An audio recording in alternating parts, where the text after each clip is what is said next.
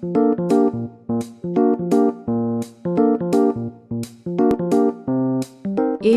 कक्षाओं में आपका स्वागत है। तो आज की क्लास का सब्जेक्ट है duplicate, duplicating object, duplicate with transform and duplicate special options. आइए हम इन सब के बारे में जानते हैं डिटेल में। तो मान लीजिए कि आपके पास एक ऑब्जेक्ट है, तो आप चलते हैं और एक ऑब्जेक्ट बनाते हैं। इस ऑब्जेक्ट को अगर आपको डुप्लीकेट करना है, सिंपल डुप्लीकेट मतलब इसका एक और डुप्लीकेट, तो आप क्या करेंगे, कंट्रोल डी प्रेस करेंगे और आपको डुप्लीकेट मिल जाएगा। कंट्रोल डी प्रेस करेंगे और आपको इसका दूसरा डुप्लीकेट मिल जाएगा। तो किसी भी तरीके के ऑप्शन जिसमें कि आपको डुप्लीकेट करना हो किसी भी चीज़ को, तो आप control D short command use कर सकते हैं। या अगर आप चाहें तो आप एडिट में जाएं और यहाँ से आपको मिलेगा कंट्रोल डी डुप्लीकेट। तो ऑप्शन यूज़ करने से पहले आपको ज़रूरी है कि आप अपने ऑब्जेक्ट को सेलेक्ट रखें और जाएं और डुप्लीकेट करें।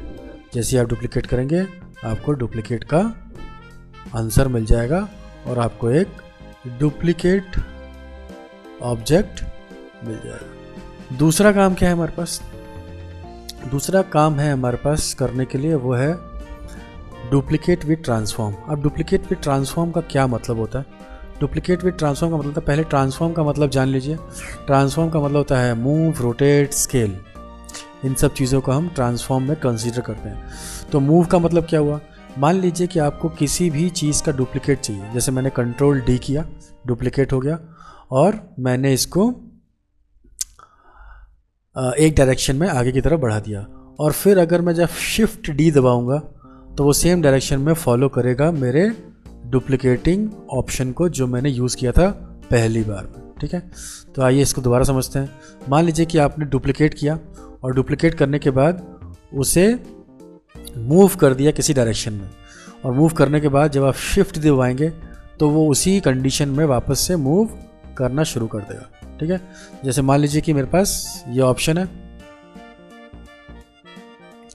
तो मैंने किया कंट्रोल डी और इसको ऊपर उठाया और फिर शिफ्ट डी, तो ये आपको डुप्लीकेट होता हुआ नजर आ जाएगा। ठीक है, नाउ सेकंड ऑप्शन इज, ये हमने मूवमेंट के साथ किया। मान लीजिए कि आप रोटेशन के साथ कुछ करना चाहते हैं, तो आप रोटेशन के साथ क्या करना चाहते हैं?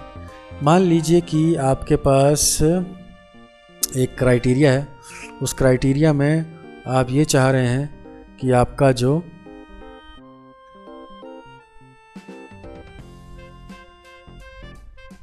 ऑब्जेक्ट है वो इस ऑब्जेक्ट इस सर्कुलर पाथ पे दिखे आपको कॉपी होता हुआ। ठीक है ना, तो अब क्या करेंगे? अब देखिए क्या करना है इसमें। आप अलग अलग तरीक़ों से ये काम कर सकते हैं। तो सबसे पहला तरीका है, आप इंसर्ट प्रेस कीजिए। इंसर्ट प्रेस करने के बाद आप अपने पाइवट पॉइंट को चेंज कर दीजिए और दोबारा इंसर्ट प्रेस कर दीजिए। ठीक है, और आप ई प्रेस कीजिए, जिससे आपको मिल जाएगा ट्रांसफॉर्म करने का मौका। ठीक है, तो अब क्या करना है आपको? इस फंक्शन को करने के बाद कंट्रोल डी दबाना है, और जब आप इसको मूव कर लेंगे तो फिर आप शिफ्ट डी दबाते जाइए, और आपको जिस भी एंगल में आपने अपने आप को ट्रांसफॉर्म किया होगा उस एंगल में आपको मिल जाएगा कि आप कैसे यूज़ होने वाले हैं। ठीक है, ये दूसरा ऑप्शन है। तीसरा ऑप्शन क्या है? तीसरा ऑप्शन के लिए मान लीजिए कि आपने फिर से कोई ऑप्शन लिया। तीसरे ऑप्शन के लिए मान लीजिए कि आपने फिर से कोई ऑब्जेक्ट लिया, और अब मैं क्या चाह रहा हूं? अब मैं चाह रहा हूं कि मैं स्केल करूं। तो आइए फिर से क्या करते हैं, कंट्रोल डी, और इसके बाद मैं ऐसे करता हूं स्केल। ठीक है, और फिर शिफ्ट डी। तो शिफ्ट डी करने के बाद जो मेरा आंसर आया, उस आंसर को आप देखें कैसे। अगर मैं इसको देखना चाहता हूँ कि क्या ये मेरे साथ स्केल हुआ है कि नहीं हुआ है, तो मैं 4 प्रेस करता हूँ।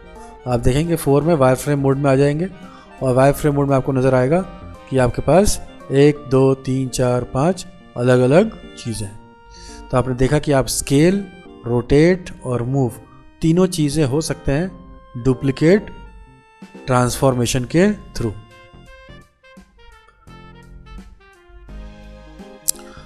तीसरा जो आपके पास ऑप्शन है वो है डुप्लीकेट स्पेशल ऑप्शंस। ये क्या होता है, आइए देखते हैं डुप्लीकेट स्पेशल ऑप्शन में क्या होता है। मान लीजिए कि आपके पास कोई ऑब्जेक्ट है और आप के पास ये ऑब्जेक्ट जो है वो आधा है,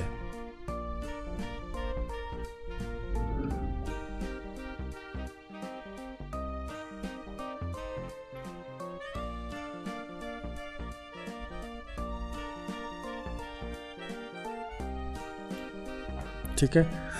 तो हमने ये देखा कि हमारे पास एक ऑब्जेक्ट है जो आधा है। अब सबसे ज़रूरी चीज़ क्या है कि मान लीजिए कि मैं इसको पूरा करना चाहता हूँ, तो इसके बहुत सारे अलग अलग तरीके हैं। सबसे पहला तरीका क्या है कि मैं इसकी हिस्ट्री डिलीट करता हूँ और इसको नाउ सबसे पहला तरीका है कि मैं कंट्रोल डी कर लूँ वापस से, ठीक है। कंट्रोल डी से क्या होगा, डुप्लीकेट हो जाएगा ये, ठीक है। और मैं इसके स्केल में जाके चेक करना है मुझे कि कौन से एक्सेस पे मैं इसे नेगेटिव कर सकता हूँ। और जैसे मैंने अभी इसको एक्स पे नेगेटिव किया तो मेरा आंसर नहीं आया। देखिए यहाँ पर मुझे चेक करना है कि मैं कौन से एक्सेस पे हूँ, तो मैं जी एक्सेस पे हूँ इस वक्त। तो मैं वापस से इसको 1 कर देता हूँ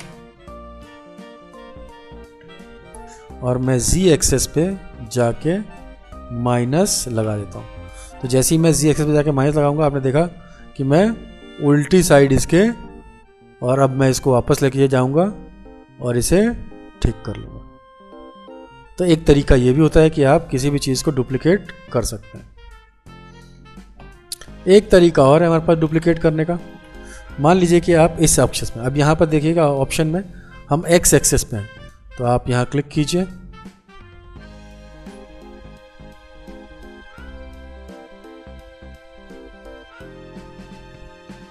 फेस डिलीट कर दीजिए वापस से,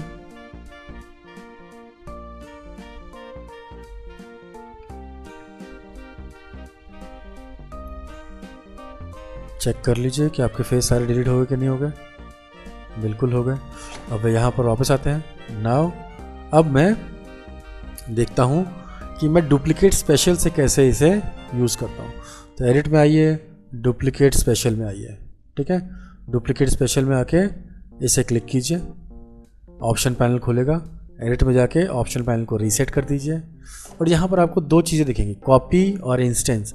एक एक करके बताते हैं आपको कॉपी और इंस्टेंस में क्या फ़र्क है। सबसे पहले मैं कॉपी लूँगा। कॉपी लेने के बाद देखिए यहाँ पर नंबर ऑफ़ कॉपीज़, कि आपको इसके कितने कॉपीज़ चाहिए वो आप यहाँ लिखेंगे। आप यहाँ से इसको बड़ा घटा सकते हैं, तो 1 छोड़ देते हैं। और स्केल एक्सेस में आके, जैसे अभी मैं थोड़ी देर पहले किया था, आपको ये चेक करना है कि आप कौन से एक्सेस में जाना चाहते हैं। तो आपके पास एक्स एक्सेस है, यहाँ क्लिक करते हैं, माइनस लगाते हैं और डुप्लीकेट स्पेशल करते हैं। तो हमने देखा एग्जैक्ट आपके इस साइड में एक और डुप्लीकेट स्पेशल मिल गया, ठीक है। तो ये दूसरा एक और तरीका है। वापस चलते हैं और वापस से डुप्लीकेट स्पेशल करते हैं। डुप्लीकेट स्पेशल के ऑप्शनल पैनल को खोलते हैं और इस बार मैं ये काम करूँगा इंस्टेंस।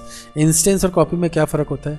इंस्टेंस और कॉपी में फ़र्क होता है कि आपको एक घोस्ट ऑब्जेक्ट मिलता है इंस्टेंस में, और कॉपी में आपको बिल्कुल उसी का जुड़वा भाई, आपको कॉपी में आपको उसी का डुप्लीकेट मिलता है जिसका कि वो कॉपी होता है।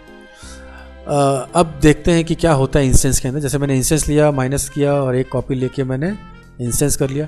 अब इंस्टेंस का पार्ट में मेन ऑप्शन क्या है कि अगर आप किसी भी ऑब्जेक्ट को कोई चेंजेस करते हैं तो इंस्टेंस वाले पार्ट में ऑटोमेटिक चेंजेस पॉसिबल है, लेकिन कॉपी में ये चेंजेस पॉसिबल नहीं होंगे। तो अगर आप मॉडलिंग वगैरह कुछ करना चाहते हैं जिसमें आप चाहते हैं कि जो भी आप काम करें उसमें आपको सिमेट्री मिले, तो आप हमेशा इंस्टेंस करें, ताकि जो भी आप चेंजेस करें उस चेंजेस का पूरा फ़ायदा आपको उसके डुप्लीकेट ऑब्जेक्ट में भी मिले। यही सेम काम अगर मैं करता कॉपी करके तो ये ऑप्शन मुझे नहीं मिलता, ठीक है। मान लीजिए कि मैं यहाँ गया, एडिट में गया, डुप्लीकेट ऑप्शन में गया, कॉपी में गया, मैंने किया, लेकिन अब मैं यहाँ पर ऑप्शन में चेंजेस करूँगा तो मुझे ऑप्शन के चेंजेस यहाँ पर दिखाई नहीं देंगे। तो सिंपल हमें समझ में क्या आया कि हमारे पास कॉपी और इंस्टेंस दो अलग अलग ऑब्जेक्ट्स हैं। इंस्टेंस में चेंजेस पॉसिबल हैं, जो भी आप एक तरफ करेंगे, लेफ्ट हैंड साइड करेंगे तो राइट हैंड साइड में, राइट हैंड साइड करेंगे तो लेफ्ट हैंड साइड में, उसके सारे चेंजेस पॉसिबल होंगे। नेक्स्ट टॉपिक क्या है हमारा? नेक्स्ट टॉपिक है पाइवट पॉइंट्स। पाइवट पॉइंट का मतलब क्या होता है? देखिए, जब भी आप कोई भी ऑब्जेक्ट बनाते हैं, ठीक है, तो आप देखिए कि इसमें मूव WERT जब दबाते हैं तो क्या मिलता है आपको? मूव, रोटेट और स्केल, ठीक है। अब इस मूव, रोटेट, स्केल का जो पोजीशन है वो कहाँ से हो रहा है? आप देखिए, जब भी मैं किसी भी चीज़ के गिज़मो को आपको दिखाता हूँ, वो गिज़मो इसके सेंटर में अलाइन है, ठीक है ना। जो है आप रोटेट देख लें, चाहे स्केल देख लें, स्केलिंग में जब मैं स्केल करता हूँ तो आप देखें कि अगर मैं इसको सेंटर से स्केल करता हूँ तो ये यूनिफॉर्म स्केलिंग होती है इसकी, ठीक है। अगर मैं इसको नॉन यूनिफॉर्म करता हूँ तो ये कुछ अजीब सा रहता है, बट अगर मैं इसे सेंटर से यूनिफॉर्म स्केलिंग करता हूँ तो ये हमेशा से बराबर से ही स्केलिंग होगी। इसका मतलब ये जो स्केलिंग हो रही है इसके मिड पॉइंट से हो रही है, और इसी को बोलते हैं सेंटर पिवट या सेंटर पाइवोट। तो पाइवोट का मतलब होता है किसी भी ऑब्जेक्ट का रजिस्ट्रेशन पॉइंट, जहाँ पर जिस जगह से उसका एक बेस सेटअप रेडी होता है ना। तो क्या इस सेंटर पाइवोट को कभी बदल सकते हैं? हाँ, हम बिल्कुल सेंटर पाइवोट को बदल सकते हैं, और मॉडलिंग करते वक्त आम तौर पे ये होता है कि आपका सेंटर पिवट बदल जाता है, ठीक है। जैसे एक ऑप्शन है, आप D प्रेस कीजिए और छोड़ दीजिए, और अब आप देखिए कि आपके पास सेंटर पिवट जो है आपका पाइवोट, सेंटर पाइवोट जो है आपका वो पूरी तरीके से बदल चुका है। अब मैं जहाँ से भी इसका इस्तेमाल करूँगा पाइवोट के अकॉर्डिंग वो आपको आंसर नहीं देगा, तो इसका सेंटर पाइवोट जो है वो चेंज हो चुका है। इसका एक और तरीका है, क्या आप सेंटर पाइवोट को फिर वापस सेंटर पर रख सकते हैं? आप बिल्कुल रख सकते हैं। आप मॉडिफाई में जाएं और सेंटर पाइवोट नाम से आपको एक ऑप्शन मिलेगा, जिसे आप क्लिक करेंगे तो आप वापस से अपने सेंटर पे आ जाएंगे। एक और तरीका है सेंटर पाइवोट या पाइवोट को अलग करने का। आप इंसर्ट प्रेस कीजिए और आप अपने पाइवोट को बदलिए और दोबारा से इंसर्ट प्रेस कर दीजिए। ये कंडीशन है, आप देखेंगे फिर से आप अपने धुरी से हट चुके हैं, और इस बार आपको अपने जो आंसर्स हैं वो अलग जगह से मिल रहे हैं। और लास्ट बट नॉट लीस्ट, वापस से जाइए सेंटर पिवट को, आप इस पर CP प्रेस कर दीजिए। CP मतलब सेंटर पाइवोट, और आप वापस से ठीक हो जाएंगे। तो ये थी कहानी आपके सेंटर पाइवोट की। नेक्स्ट टॉपिक में हम क्या देखेंगे? नेक्स्ट टॉपिक में हम देखेंगे ग्रुपिंग एंड पेरेंटिंग। क्या होता है ये ग्रुपिंग एंड पेरेंटिंग, और ग्रुप और पेरेंट हम करते क्यों हैं, क्या यूसेज है इसका, इसको हम देखते हैं डिटेल में।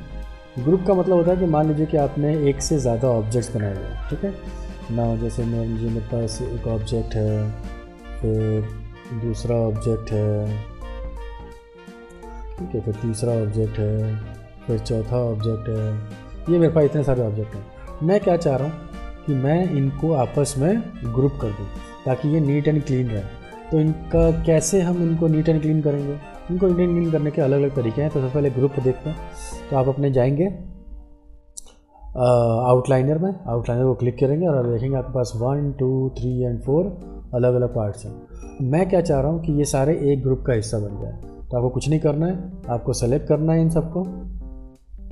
आप इनको सेलेक्ट व्यूपोर्ट पर भी करते हैं, आप इनको यहाँ से भी आउटलाइनर सेलेक्ट करते हैं। सेलेक्ट करने के बाद आपको जाना है एडिट ग्रुप, या फिर आप शॉर्ट कमांड Ctrl+G प्रेस कर सकते हैं। जैसे ही आप Ctrl+G प्रेस करेंगे आप देखेंगे क्या हुआ आपके साथ, आपके इस ग्रुप के अंदर ये सारे के सारे होगा। तो नीट एंड क्लीन रखने के लिए एनवायरनमेंट को ग्रुपिंग का इस्तेमाल किया जाता है। अब मैं इनमें से किसी को भी पिक करूँगा तो ये सारे के सारे एक साथ मूव करेंगे, ठीक है। तो मैं यहाँ से पिक करूँगा किसी को भी तो सारे के सारे मूव करेंगे। कभी कभी आपको दिखता है कि जब आप किसी एक सिंगल ऑब्जेक्ट को पिक करते हैं तो ये अलग से मूव करता है। तो फिर कैसे पता चलता है कि ये ग्रुप है?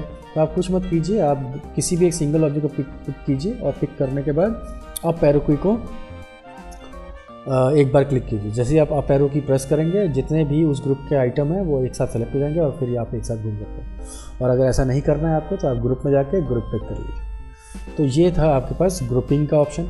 आप अनग्रुप भी कर सकते हैं। यहाँ एडिट में वापस जाइए, आपको अनग्रुप का ऑप्शन मिलेगा। आप अनग्रुप करने पे देखिए क्या हुआ, वो ग्रुप आपको ख़त्म हो गया और ये फिर सारे आइसोलेट होके बाहर आ गए, ठीक है।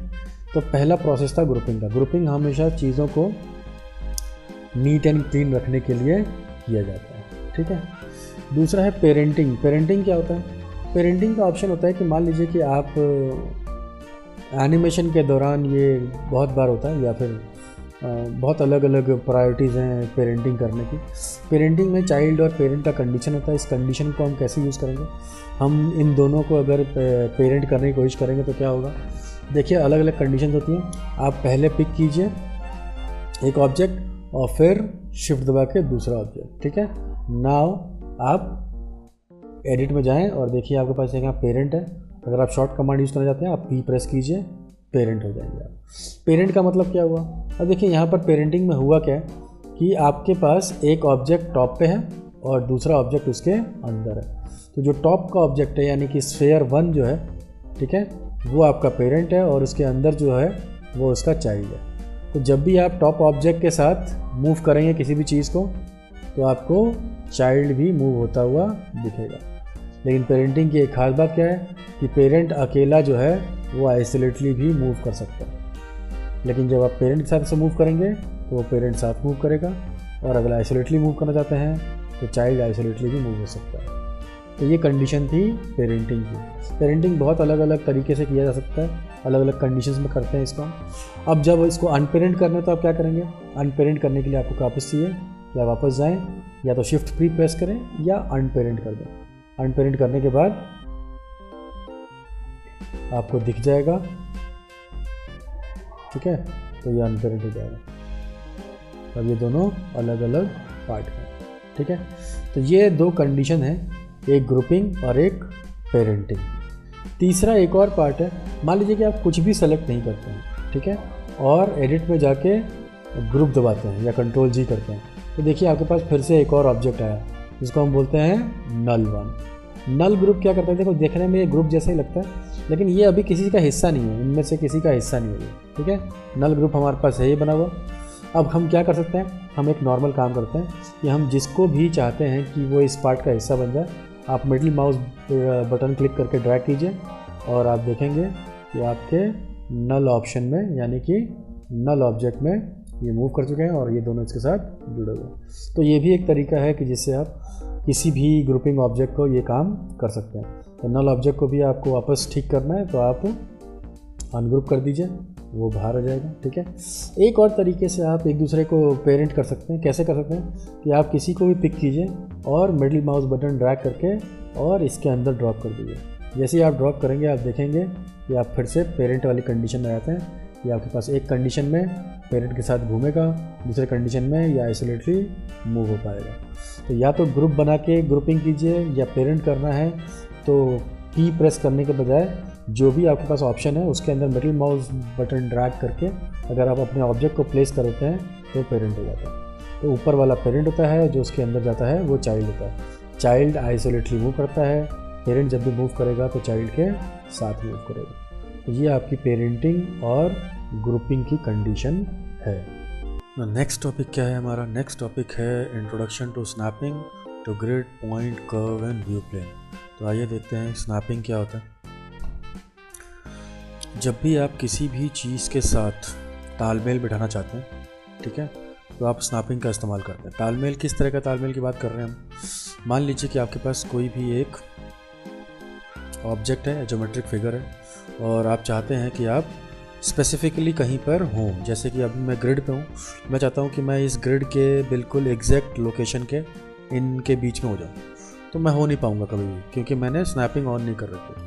दूसरी कंडीशन है, जैसे मैंने यहाँ पर हूँ, जैसे मैं ये लाइंस देख रहा हूँ ग्रिड में, ठीक है, तो मैं देखिए ग्रिड पे जो है कभी भी स्नैप नहीं हो पाऊँगा। स्नैपिंग में एक मैग्नेटिक पावर मिलती है आपको, जैसे आप इसे करीब जाएंगे ऑटोमेटिकली आपका माउस वहाँ पर स्नैप कर जाएगा।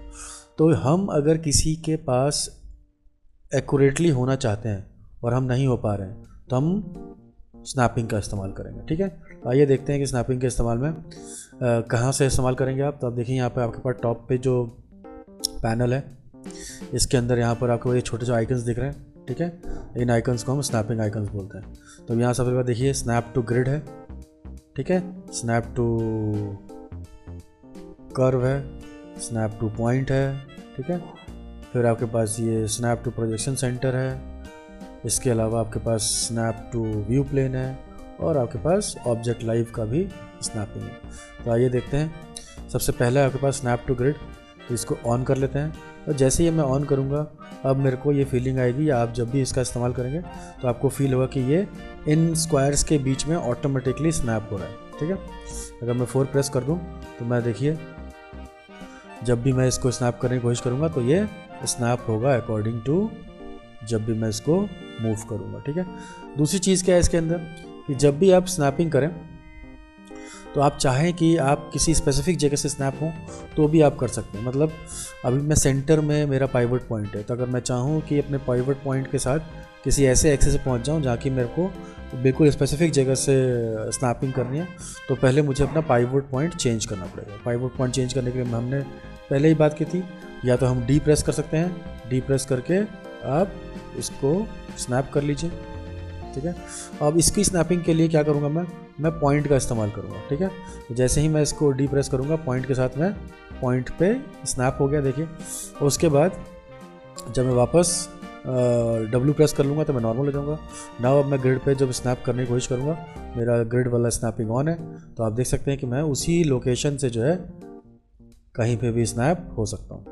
तो मैं एग्जैक्टली एक लोकेशन पे पहुँच जाऊँगा। दूसरी चीज़ है आपके पास पॉइंट। पॉइंट का मतलब क्या होता है? पॉइंट का मतलब होता है कि जब हम कोई 2 ऑब्जेक्ट्स बनाते हैं, ठीक है ना, और आपके पास बहुत सारे वर्टिसेस होते हैं, तो आप वर्टिसेस के थ्रू जो है स्नैप हो सकते हैं। तो मुझे याद रखिएगा कि जब भी आप स्नैपिंग ऑन करें तो आप उसे बंद कर लें, नहीं तो ये बहुत ही अजीबो-गरीब से आपको आंसर मिलते रहेंगे। आपको याद नहीं रहता कि आपने स्नैपिंग इस्तेमाल की थी, और अब वो ऑन रहेगा तो कभी कभी हमें ज़रूरत नहीं पड़ती है उसके ऑन की, तो वो आपको स्नैप कर देता रहेगा। ना अब मान लीजिए कि मेरे पास पॉइंट का स्नैपिंग ऑन है, तो पॉइंट स्नैपिंग का क्या हो सकता है कि देखिए जब भी मैं किसी भी चीज़ को क्लिक करूँगा अपने आप ही देखिए एकदम एग्जैक्टली उन पॉइंट्स पे अलाइन कर जाएगा जहाँ भी मेरा पाइवट पॉइंट होने वाला है। ठीक है, तो ये बहुत ही अच्छा है जब आप मॉडलिंग करते हैं और आप चाहते हैं कि आपकी चीज़ें जो हैं बिल्कुल सटीकता से एक से दूसरी जगह पे पहुंच जाएं और वहां पर अलाइन कर जाएं।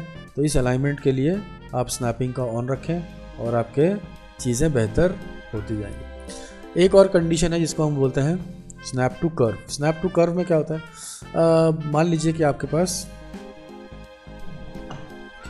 एक कर्व है, तो अब चलिए कर्व देखते हैं। कोई भी एक कर्व बना लीजिए आप। ठीक है, अभी देखिए मेरा कर्व जो है वो बहुत ही ज़्यादा लीनियर बन रहा है, तो मैं क्या करूँगा, मैं अपने कर्व को डबल क्लिक करूँगा और यहाँ से इसको रीसेट कर दूँगा। ये ऑटोमेटिकली अपने क्यूबिक पार्ट पे पहुँच जाएगा और फिर मैं बनाने की कोशिश करूँगा तो ये कुछ ऐसा बनेगा। ठीक है, तो अब मैं चाहता हूँ कि मैं अपने इस तरह के लाइन पे जो है वो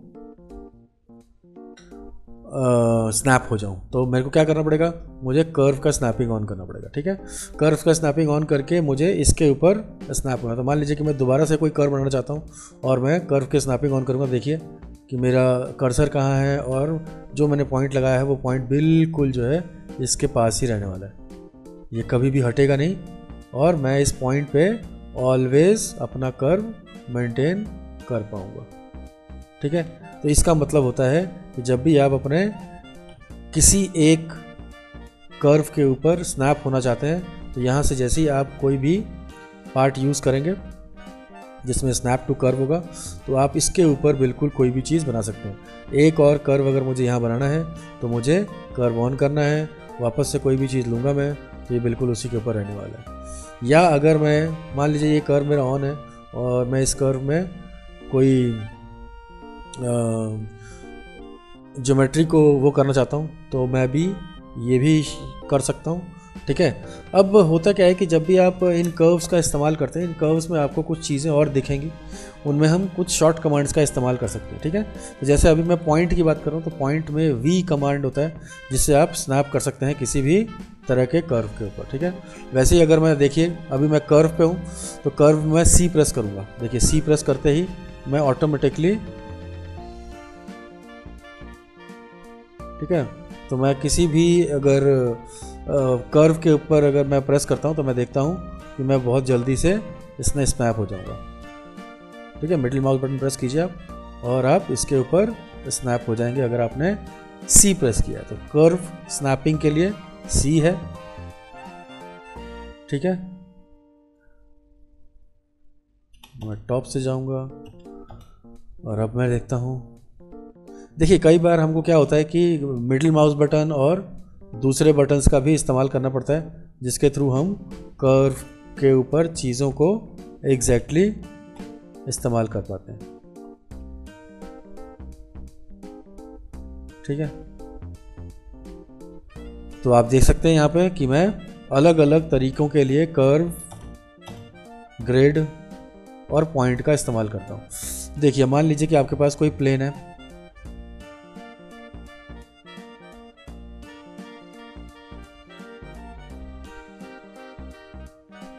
ठीक है। इस प्लेन के ऊपर आपके पास ग्रिड है,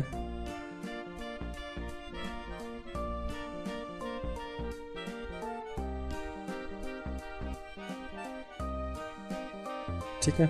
इस ग्रिड से आप इस्तेमाल होना चाहते हैं तो देखिए ग्रिड के लिए जो आप इस्तेमाल करेंगे वो एक्स का इस्तेमाल करेंगे। आप क्लिक कीजिएगा तो मान लीजिए कि आप ग्रिड पे जाना चाहते हैं तो आप यहाँ रहिए, ये आपका ऑब्जेक्ट है और मैं अगर एक्स प्रेस करता हूँ तो जब भी मैं देखूंगा तो मैं देखिए आप ग्रिड पे ही बिल्कुल एग्जैक्टली स्नैप हो रहा हूँ, ठीक है। अगर मैं वी प्रेस करूँगा तो मैं पॉइंट पे स्नैप होऊंगा। पॉइंट पे स्नैपिंग का मतलब क्या होगा, मान लीजिए कि मेरे पास ये एक एरिया है, इसके पास बहुत सारे पॉइंट्स हैं। पॉइंट्स बोले तो वर्टेक्स 1 2 3 4, ठीक है। अब मैं इसको जो है पर्टिकुलरली किसी पॉइंट पे स्नैप करना चाहता हूँ तो पॉइंट पे स्नैप करने के लिए मुझे वी प्रेस करना है। जैसे ही मैं वी प्रेस करूँगा ऑटोमेटिकली मैं इनके पॉइंट्स पे देखिए अपने आप स्नैप हो जाऊँगा, ठीक है। तो इस चीज़ का ध्यान रखिएगा। कभी कभी मिडिल माउस बटन काम करता है और बहुत सारे पार्ट्स में नॉर्मल लेफ्ट बटन काम करता है। तो जब आप इस्तेमाल करें और कंफ्यूज हो जाएं कि किसी चीज़ से काम नहीं हो रहा है तो आप लेफ्ट माउस बटन और मिडिल माउस बटन दोनों का इस्तेमाल करके देख सकते हैं। जिसमें भी आपको कंफर्टेबल लगे, मतलब कि कंफर्टेबल लगे वो आप काम कर सकते हैं। नहीं तो कुछ चीज़ों में आप मिडिल माउस बटन का इस्तेमाल कर सकते हैं और कुछ चीज़ों में आप लेफ्ट माउस बटन का भी इस्तेमाल करते हैं। जब आप इस्तेमाल करेंगे तो आपको अपने आप ही पता चल जाएगा कि कौन से फंक्शन में मिडिल माउस बटन और लेफ्ट माउस बटन का यूज़ कर पा रहे हैं। तो ग्रिड और पॉइंट हो गया। बाकी मैंने आपको बताया था कि आप अगर कर्व का इस्तेमाल करते हैं तो आप इसके लिए सी प्रेस कर सकते हैं। तो जैसे ही मैं वापस से किसी कर्व को या किसी भी चीज़ को इस पर बनाना चाहता हूँ तो मैं सी प्रेस करूँगा तो ऑटोमेटिकली मैं अपने कर्व पे रहूँगा और स्नैप। तो मुझे चीज़ों के बाहर जाने की ज़रूरत नहीं पड़ेगी, मैं एग्जैक्टली किन्हीं जगहों पे स्नैप हो पाऊँगा, ठीक है। तो ये कुछ कंडीशंस हैं मेरे पास जिनके मैं ग्रिड, स्नैप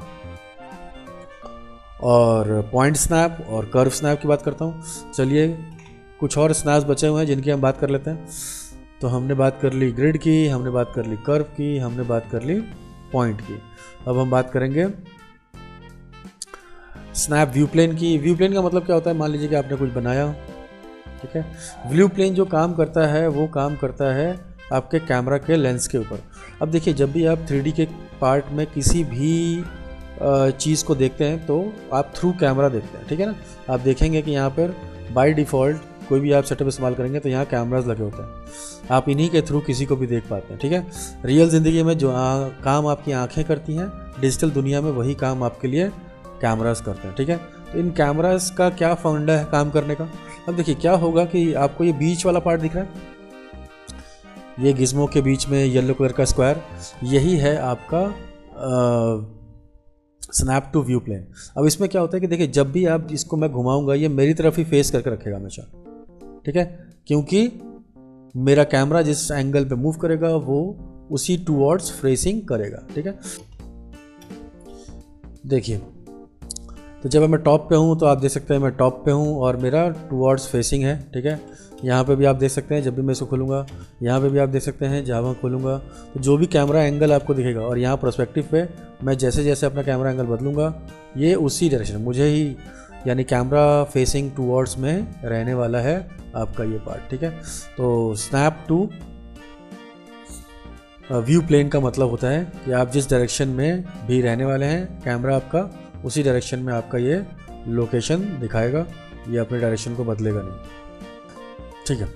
तीसरा आपके पास, मतलब लास्ट आपके पास है मेक लाइव या make the selection object live, इसका क्या मतलब होता है? मान लीजिए कि आपके पास कोई ऑब्जेक्ट है और आप चाहते हैं कि आप इसी ऑब्जेक्ट पे कोई चीज़ बना लें। अब देखिए, इसी ऑब्जेक्ट पे किसी चीज़ को बनाने के लिए आपको बहुत सारे पैतरे इस्तेमाल करने पड़ेंगे, टॉप बॉटम लेफ़्ट साइड जाके चीज़ों को अलाइन करना पड़ेगा, ठीक है। लेकिन मान लीजिए कि आपने एक बार अपने इस ऑब्जेक्ट को लाइव कर दिया, तो यहाँ चलते हैं और क्लिक करके ये लाइव हो गया।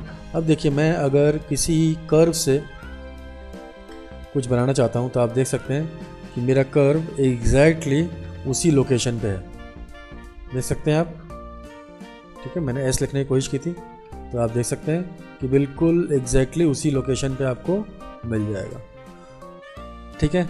वैसे ही अगर मैं कोई ऑब्जेक्ट इस्तेमाल करूं बनाने के लिए, तो यहाँ से,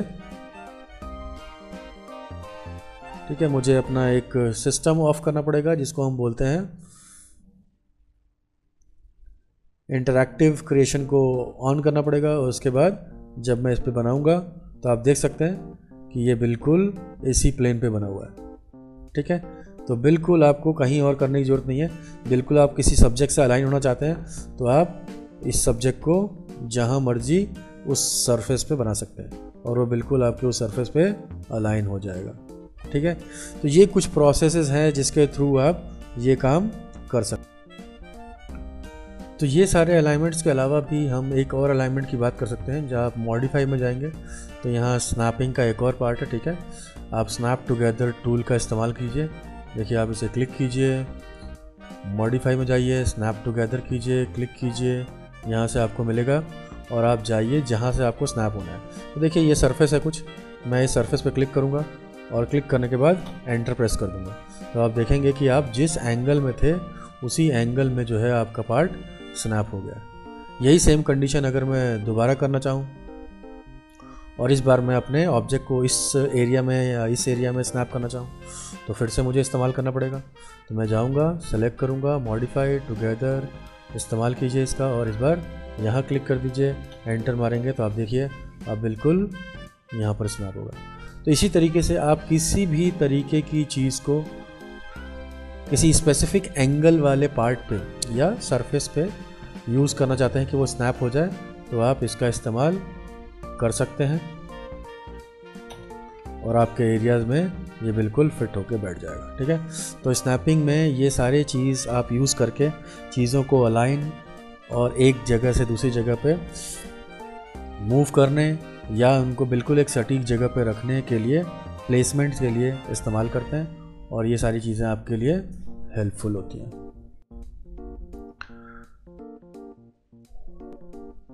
तो हमने स्नैपिंग में ये सारी चीज़ें देख ली थी। हम स्नैपिंग से कुछ और चीज़ें जो इन आइकन्स के अलावा आपको कहीं और भी दिखती हैं तो हम देखते हैं।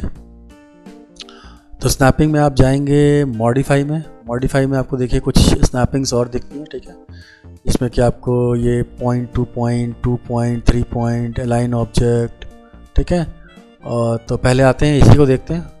अब देखिए क्या होता है कभी कभी कि हमें बहुत एग्जैक्ट लोकेशन पे चीज़ें चाहिए होती है। जैसे मान लीजिए कि आपके पास ये एक वर्टेक्स है, फिर हमने इसका सेलेक्ट किया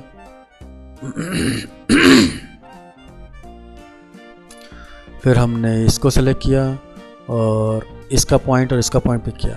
अब ध्यान दीजिएगा कि जब आप पहले जिसको पिक करेंगे वही चीज़ के अकॉर्डिंग जो है आपके अलाइनमेंट होगी। तो पहले मैंने इसको पिक किया, फिर मैंने इसको पिक किया और फिर मैं करता हूँ पॉइंट टू पॉइंट, तो आपको पहले वाली चीज़ आपके बाद वाली चीज़ के पास आ जाएगी, ठीक है। तो जस्ट पॉइंट पे आपने दोनों के पॉइंट हैं वो बिल्कुल अलाइन हो जाएगा आपका। इसी के आगे चलते हैं। इसी में आपके पास 2 पॉइंट है, तो मान लीजिए कि आपको थोड़ी एक्यूरेसी चाहिए, ठीक है। तो आप जाते हैं यहाँ पे, आप 2 पॉइंट पिक कर लेते हैं कि इन दोनों के बीच में ये काम हो, और आप इसका भी जो है 2 पॉइंट पिक करते हैं, लाइक इसके तो पहले मैंने इसको पिक किया, बाद में मैंने इसको पिक किया, ठीक है। तो अब देखिएगा अब ये आपके प्लेन की तरफ जाएगा, ठीक है। तो अलाइन होने के लिए उसने जो बेस बनाया वो ऐसे ही तीसरा पार्ट है आपके पास। तीसरे पार्ट में आपके पास क्या है कि आपका 3 पॉइंट्स हैं। तो आप बहुत पर्टिकुलर एक्यूरेसी चाहिए, आपको बहुत पर्टिकुलर एक्यूरेसी चाहिए आपको, तो आप 1 पॉइंट चूज़ कीजिए। ऐसे ही 2 और 3 पॉइंट भी आप चूज़ कर सकते हैं। तो यहाँ पिक करते हैं, वापस चलते हैं, मैं 1 2 3 चूज़ करता हूँ, मैं इसको पिक करता हूँ और वर्टेक्स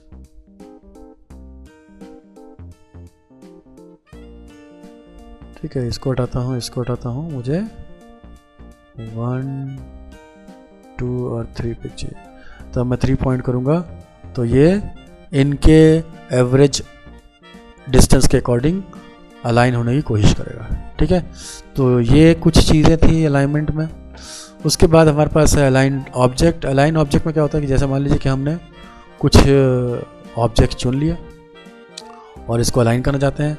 इसके अलाइनमेंट में आप चलिए देखिए, यहाँ पर रीसेट करते हैं पहले इस अलाइनमेंट को। इस अलाइनमेंट में आपको क्या दिख रहा है, इसमें 2 चीज़ें दिख रही हैं। एक तो आप कौन से डायमेंशन में, यानी कि एक्स वाई जी 3 डायमेंशन है, आप अलाइन होना चाहते हैं, और 2 चीज़ें और हैं, सिलेक्शन एवरेज और लास्ट सिलेक्शन। तो अगर मैं बाय डिफ़ॉल्ट पार्ट पे छोड़ दूँ और अप्लाई करूँ तो क्या मिलेगा आपको, सिर्फ एक्स एक्सन पे जितने पार्ट सेलेक्टेड हैं वो सब अलाइन होने की कोशिश करें। अब देखिए एक्स अगर मैं दोनों बढ़ा दूँ तो एक्स और वाई दोनों पे हो जाएंगे, और अगर मैं तीनों बढ़ा दूँ तो एक्स वाई जी तीनों पे हो जाएंगे। तो देखिए सेंटर हो गया पूरा। ठीक है, फिर कभी कभी ये सिस्टम आता है कि मैं इन तीनों के मिड पे ना जाऊं, मैं किसी ऑब्जेक्ट को सिलेक्ट करूं, उसके अकॉर्डिंग इन तीनों को अलाइन कर लूं। उस कंडीशन में आपने एक्स वाई जी को रखा हुआ है और आप लास्ट, ठीक है, लास्ट सेलेक्टेड ऑब्जेक्ट पे क्लिक करते हैं। तो अब देखिए मैं चाहता हूं कि मैं सिलेंडर के ऊपर अलाइन हो जाऊं, तो मैं उसको लास्ट में पिक करूंगा। तो पहला, second, third and last selector.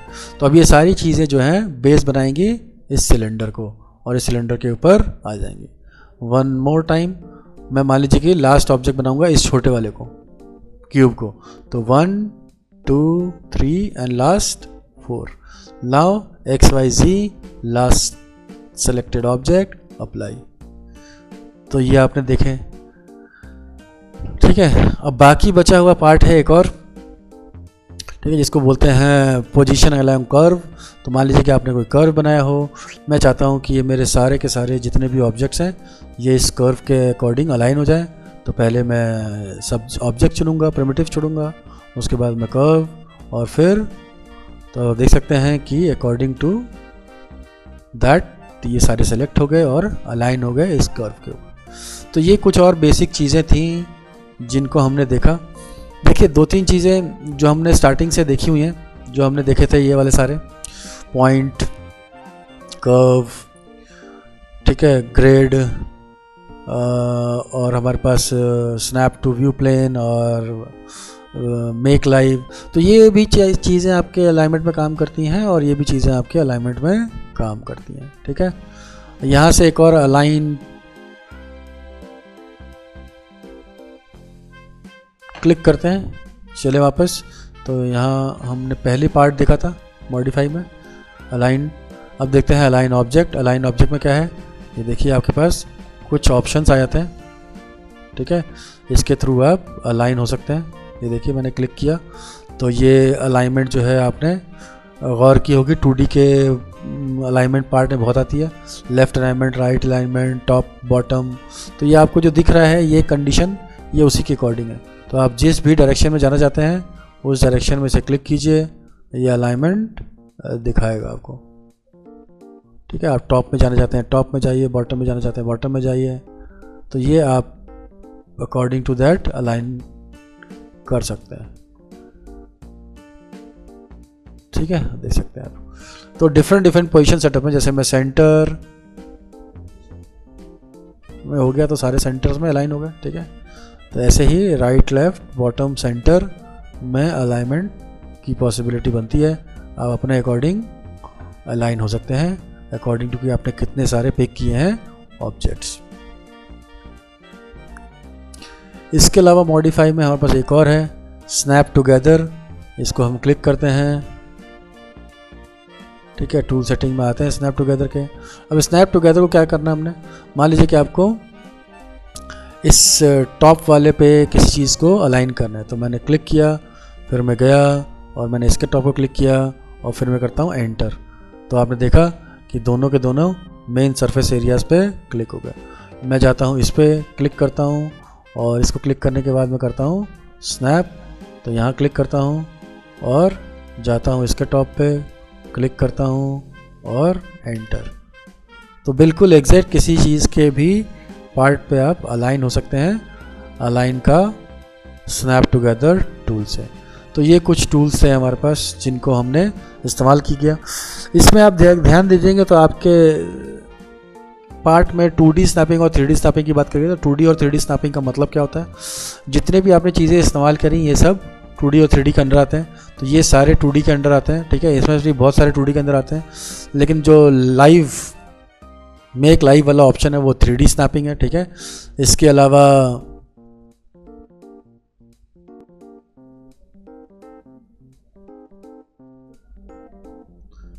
ठीक है, स्नैप टू व्यू प्लेन ये भी 3D का पार्ट है।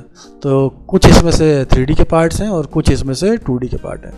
तो दोनों ही तरीके के स्नैपिंग जो है माया में मौजूद है।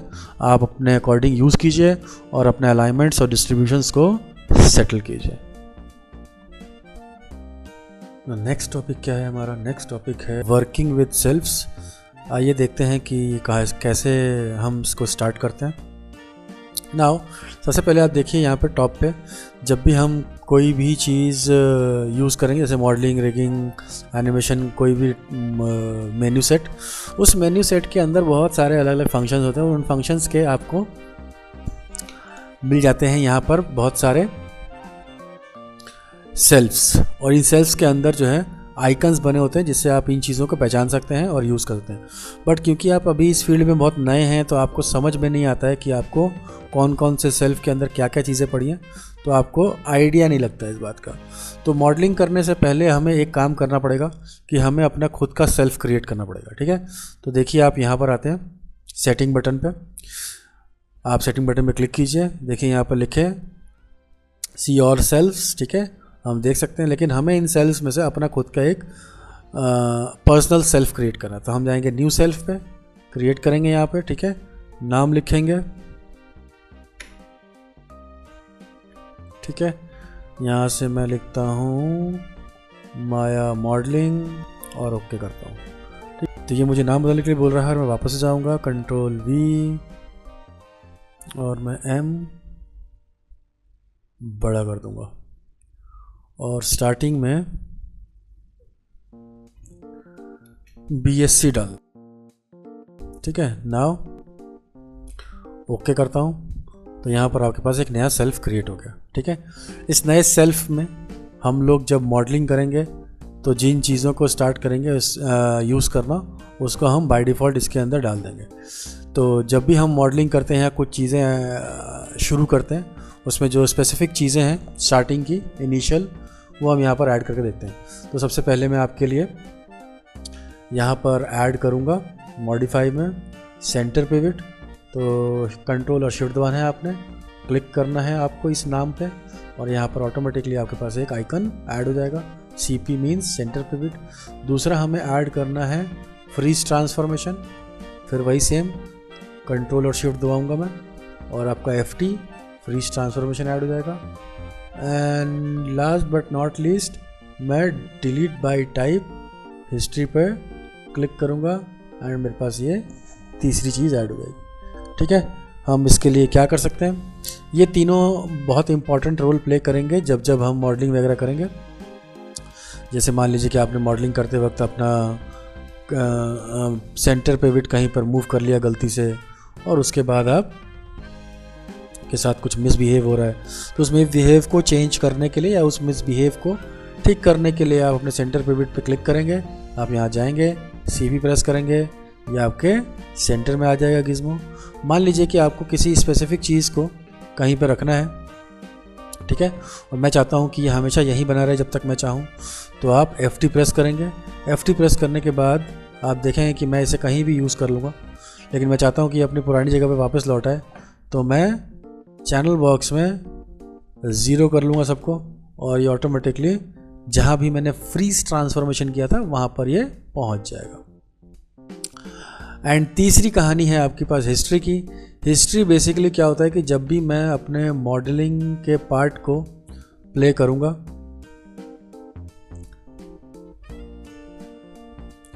ठीक है। और मॉडलिंग के पार्ट को प्ले करते वक्त मैं जो भी चीज़ें ऐड करूँगा इसके अंदर, ठीक है, उस एडिशन में मुझे जो भी मैं चेंजेस करने वाला हूँ उस चेंजेस में मुझे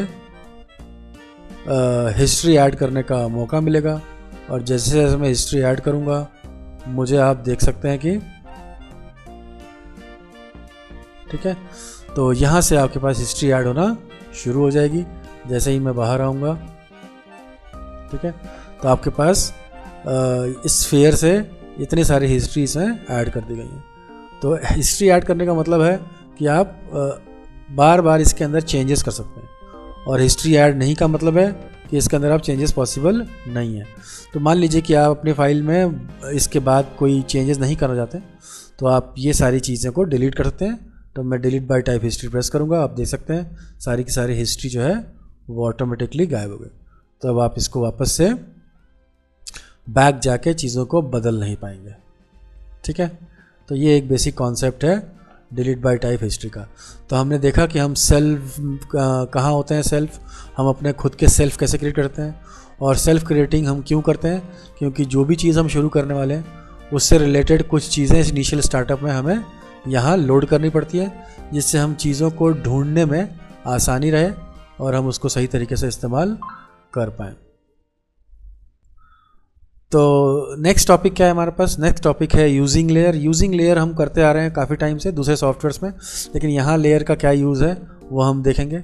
मान लीजिए कि आपने अपने लिए बहुत सारे ऑप्शंस अलग अलग बना रखे हैं। मान लीजिए कि आपके पास ये बहुत सारे स्फीयर्स हैं,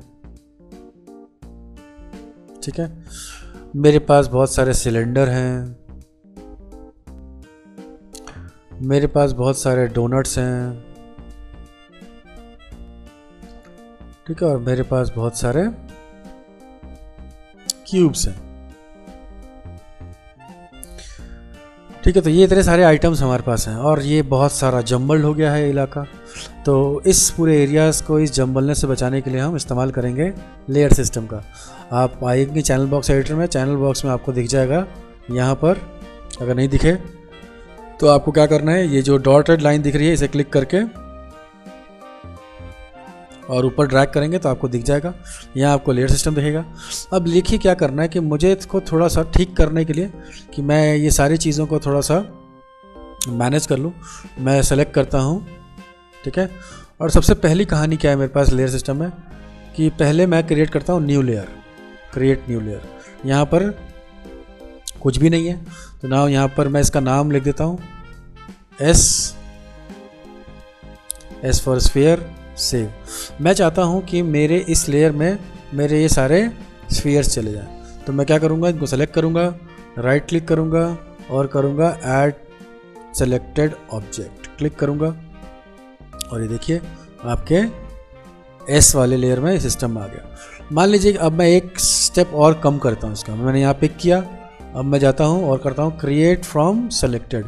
इसमें क्या होगा, ये सिलेंडर है तो हम इसका नाम सी रख देते हैं और क्लिक करते हैं। अब देखिए यहाँ पर सिलेंडर के अंदर ही चला गया। दो तरीके हो गए। मान लीजिए कि आपके पास ये है क्यूब्स और अब क्यूब्स में, तो अब यहाँ पर दोनों ऑप्शन छोड़ के हम चलते हैं नेक्स्ट टास्क के ऊपर। अब देखिए यहाँ पर कुछ आइकन्स दिख रहे हैं हमें, तो इन आइकन्स में भी हमारे पास वो दो आइकन्स मौजूद है। ठीक है, तो हम चलते हैं वापस से, ये है हमारे पास क्रिएट फ्रॉम सेलेक्टेड, तो हम चूज़ करते हैं और क्लिक करते हैं। ठीक है, और ये देखिए आपके यहाँ पर सारे के सारे क्यूब जो है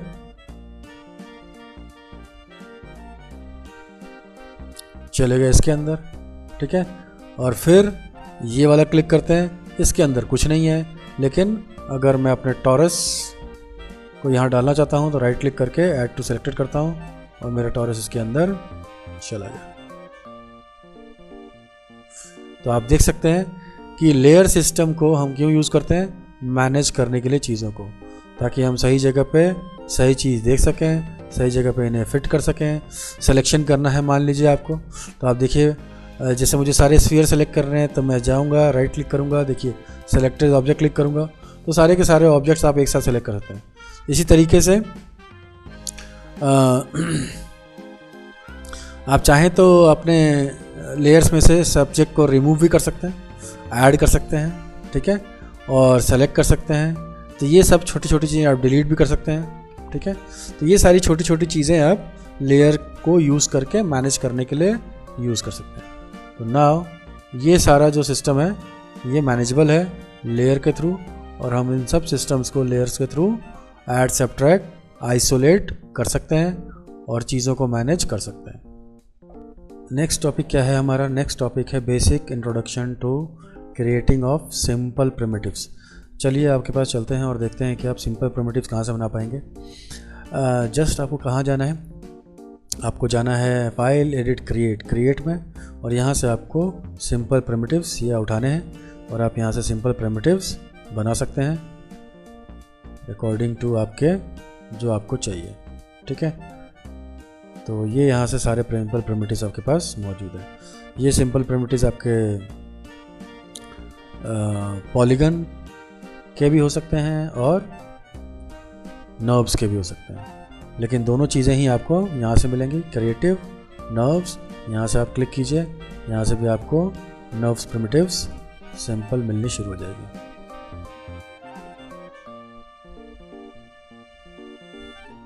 ठीक है, तो यहाँ से आप सिंपल प्रिमिटिव्स क्रिएट कर सकते हैं नर्व्स और पॉलीगन के। इसके अलावा आपके पास यहाँ से कर्व्स मिल जाएंगे। अगर आप कर्व्स वगैरह इस्तेमाल करना चाहते हैं तो आपके पास डिफरेंट काइंड्स ऑफ कर्व्स हैं। मॉडलिंग की क्लास में हम इन कर्व्स को डिटेल में पढ़ेंगे। फ़िलहाल मेरे पास यहाँ पर कर्व्स हैं बहुत सारे जो आप इस्तेमाल कर सकते हैं। इसके अलावा आप टेक्स्ट यूज़ कर सकते हैं। तो आप इसमें आते हैं और देखते हैं टाइप टूल, टाइप क्लिक कीजिए और ये देखिए आपके पास 3D का टाइप आ गया। आप इस टाइप को यूज़ करना चाहते हैं तो आपको क्या करना पड़ेगा? आपको जाना पड़ेगा आपके चैनल बॉक्स में, एट्रीब्यूट एडिटर में, और यहाँ जहाँ 3D टाइप आपको लिखा हुआ है यहाँ से आपको चेंज करना है। ठीक है, यहाँ से आप चेंज कीजिए। यहाँ से इसके फ़ॉन्ट साइज़ को इंक्रीज़ डिक्रीज़ कीजिए, ट्रैकिंग कीजिए, ठीक है, कर्निंग कीजिए, लीडिंग कीजिए, ठीक है, स्पेसिंग बनाइए। इसके अलावा ये सारी चीज़ें आप आसानी से कर पाते हैं। तो टेक्स्ट में आप स्पेसिफ़िक किस्म के फ़ॉन्ट, कौन सा फ़ॉन्ट आपने लिया है, उसमें आपने कौन कौन सी चीज़ें करनी है, ये सारी चीज़ें आप यहाँ से करेंगे। इसके अलावा फ़ॉन्ट के कैरेक्टर्स वगैरह बदलने हैं तो टाइप में जाएंगे, ठीक है, यहाँ से आप टाइप चेंज करेंगे तो आपके फ़ॉन्ट के टाइप्स चेंज हो जाएंगे। इसके अलावा सब टाइप्स, और बाकी आपके पास अलग कोई भाषा में आपको लेटर चाहिए तो वो। तो ये सारी चीज़ें आप बेसिकली क्रिएट से उठा के बना सकते हैं। तो इसे कहते हैं सिंपल प्रिमिटिव्स। उसके बाद का नेक्स्ट टॉपिक है आपके पास पॉली काउंट। पॉली काउंट का मतलब क्या होता है? देखिए, पॉली काउंट का मतलब होता है जब भी हम मॉडलिंग करते हैं तो मॉडलिंग के दौरान हमें कुछ चीज़ों का ध्यान रखना पड़ता है कि हमारे पॉलीगन्स ज़्यादा तो नहीं हो रहे, बहुत कम तो नहीं हो रहे, ठीक है। अगर वो एक स्पेसिफिक मात्रा में है तो हम आसानी से उन्हें यूज़ कर पाते हैं और लैगिंग से बच पाते हैं। जैसे मान लीजिए कि आपने यहाँ पर एक प्रिमिटिव बनाया स्फीयर, और मैं जानना चाहता हूँ कि इसके अंदर कितने पॉलीगन फेसेस हैं, मेरे पास कितने वर्टेक्स हैं। तो आपको क्या करना है? आपको यहाँ डिस्प्ले में आना है और डिस्प्ले में आके हेड्स अप डिस्प्ले में जाना है और यहाँ से आपको मिलेगा पॉली काउंट। तो आप यहाँ देख सकते हैं इस स्पेसिफिक पार्ट के पास, मतलब इस स्पेसिफिक शेप के पास इतने वर्टेक्स हैं, इतने एजेस हैं, इतने फेसेस हैं, ठीक है। ये सारी चीज़ें आपको यहाँ से मिल जाएंगी। जैसे ही मैं इसे कम ज़्यादा करूँगा, जैसे मान लीजिए कि इसे कम करता हूँ, उसका डायरेक्ट इफेक्ट आपको दिख जाएगा आपके पॉली काउंट्स पे। तो इसी को बोलते हैं पॉली काउंट्स। तो आप फेसेस को पॉली में आप फेसेस को पॉली के थ्रू मानते, आप फेसेस को एज अ पॉली मानते हैं, तो इसी के लिए पॉली काउंट्स में ये सारी चीज़ें आप कर सकते हैं। तो आप वर्टेक्स, एज और फेसेस तीनों चीज़ों को एक साथ देख सकते हैं यहाँ पर, ठीक है। और यहाँ पर आपके पास ये टाइरिस है, इसका मतलब क्या होता है कि पॉली को आप डबल कर दीजिए ऑलमोस्ट, ठीक है, क्योंकि ये ट्राइंगल पार्ट में होता है, तो इसीलिए दो ट्राइंगल मिलके एक स्क्वायर बनता है या रेक्टेंगल। इसके बाद का टॉपिक है आपके पास सरफेस नॉर्मल। सरफेस नॉर्मल्स क्या होते हैं? देखिए, जब भी आप कुछ भी बनाते हैं तो बहुत बार हमें इनके सही डायरेक्शन में होने को पता करना पड़ता है कि क्या इनका जो फ्लो है वो सही डायरेक्शन में है कि नहीं है, ठीक है। उससे मॉडलिंग और टेक्सचरिंग में आपको आसानी मिलती है और बहुत सारी जगह उन फ्लोज को देख के चेक करना पड़ता है, बट जनरल कंडीशन में होते कैसे हैं और सरफेस नॉर्मल दिखते कैसे हैं तो आपको पिक करना है, ठीक है।